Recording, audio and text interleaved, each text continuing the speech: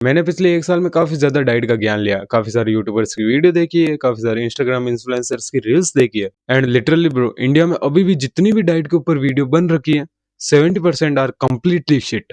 And इस video को बनाने का यही मोटिव है कि मैं तुम्हें 3 ऐसी वर्स्ट डाइट एडवाइस बता सकूं जो तुम्हें कभी भी फॉलो नहीं करनी चाहिए। और ये वीडियो बाकी यूट्यूब की वीडियो की तरह नहीं होने वाली। इस वीडियो में मेरा पर्सनल एक्सपीरियंस शेयर करूंगा और मैं जेन्युइनली चाहता हूं कि जो भी बिगिनर लोग हैं, जो भी शुरू-शुरू में अपनी डाइट को सुधारना चाहते हैं, वो अपनी डाइट को सुधार पाएँ और गलत गाइड ना हो और फालतू के एडवाइस यूज़ ना लें।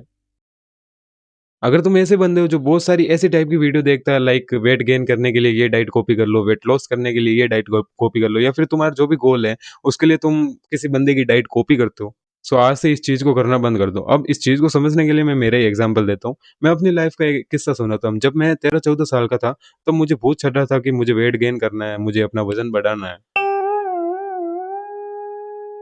तो फिर मैंने वही काम करा जो सब लोग करते हैं, यूट्यूब पर गया, सर्च करा हाउ टू गेन वेट।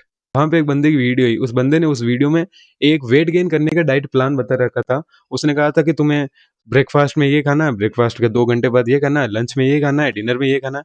मैंने कहा वाह ठीक है, मैं इसे फ़ॉलो करता हूँ। लिटरली ब्रो मुझसे 4 दिन भी फ़ॉलो नहीं हुई वो चीज़।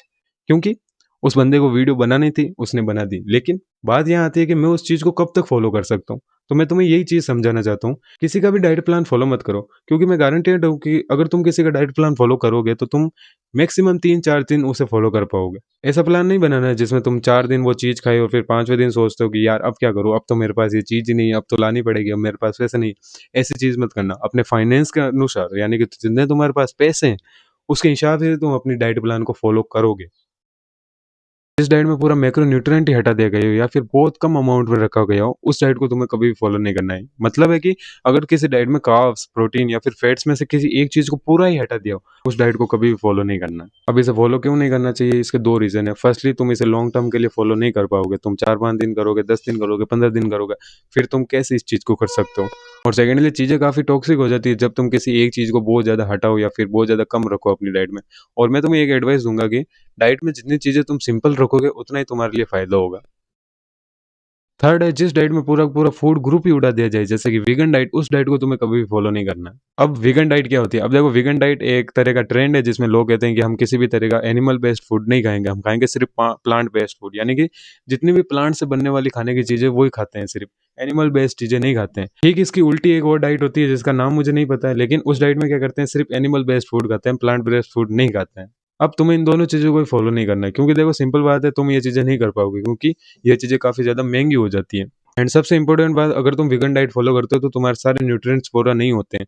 तुम्हारी बॉडी अच्छे से न्यूट्रिशनल फूड नहीं खा पाती है और जिससे तुम्हें काफ़ी ज़्यादा प्रॉब्लम हो सकती है। अब देखो इंटरनेट पर काफ़ी बंदे वीगन डाइट फॉलो करते हैं, मैं मानता हूँ, लेकिन तुम्हें एक चीज़ को समझना पड़ेगा उनके पास देखो एक तो फुल पैसा है और फिर उनकी खुद की चॉइस है ये चीज़ करने की और उनके पास कोचेस भी होते हैं इस चीज़ को फॉलो करने के लिए, उनके पास अच्छी खासी नॉलेज भी होती है।